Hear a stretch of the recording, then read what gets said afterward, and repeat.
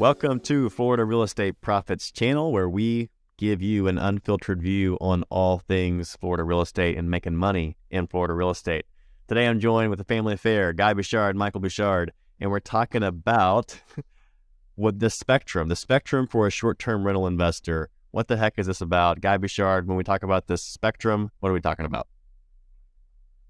As I was dealing with the first couple buyers and them telling me that they were pure investors and then quickly finding out they were not, that they were very emotionally attached to what they were doing and not necessarily making decisions that made the maximum financial sense if they were truly real estate investors. And so what I would do is I can't do it on the screen, but I'd hold my hands out as wide as I could go and say, if you were a pure investor, you're on this end, and if you're a pure second home buyer, you're on the other end. Where are you on this spectrum? And like I said, most people would say they're pure investors. My point is that people need to be honest with themselves. And as real estate professionals, we need to help people achieve their goals. But they have to be honest with us with their goals, because if they're saying they're an investor, we're showing very different properties than somebody who wants to use and enjoy a property and may not want to be in the same budget as the best properties, or may not want to be in that area. So yeah, location is a huge factor, how many bedrooms the home has. And so, where they want to be and where the best opportunities are may not be the same thing. So again, this is all about trying to help people really be honest with themselves. There's a lot of advantages to vacation home ownership, even if they're going to use and enjoy it. But some of those advantages may be more about the long-term appreciation, paying off the mortgage if they finance it, locking into Florida real estate while things are still somewhat affordable, because, with 1,000 people a day moving here, we think that prices will continue to go up. So there's a lot of advantages, but it might not be cash on cash like some other investments that, let's say, Michael's an expert in.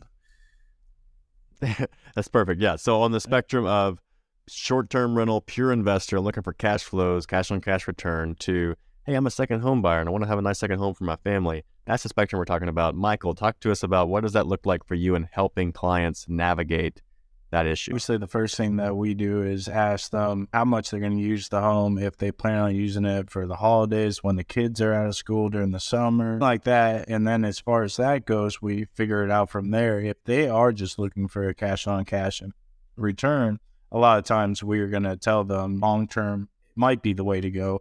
Put a tenant in it, let them pay your utilities, let them pay for the lawn care and part of the repairs. So I've always cut more to investors than the vacation homes where you get to use it, or the second homes.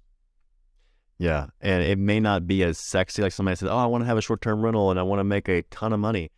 That can happen. We know we've seen that. There are great products out there where you can make an incredible return.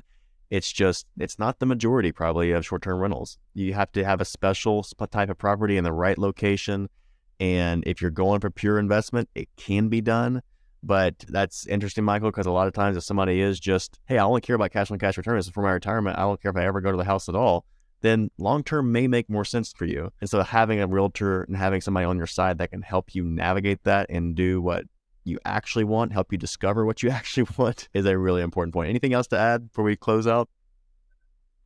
Yeah, I mean, I related to when the foreclosures were happening in the financial crisis, and that we would have buyers come to us and say, I want to buy a foreclosure, but I want it to be my dream house. And those were just opposing things. So, typically people's dream homes were not what we were seeing in the foreclosure market. So you have to, if that is just a good example to people to understand, that's how different what you may want. And again, there's nothing wrong with getting something what you want in a property.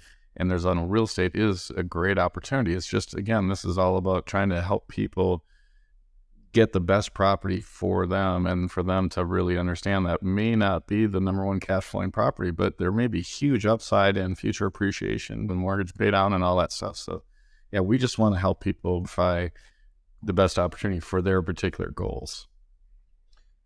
And the other thing I would mention is, a lot of people, when they come to me and they want to buy a vacation home, they want to eventually live in that home.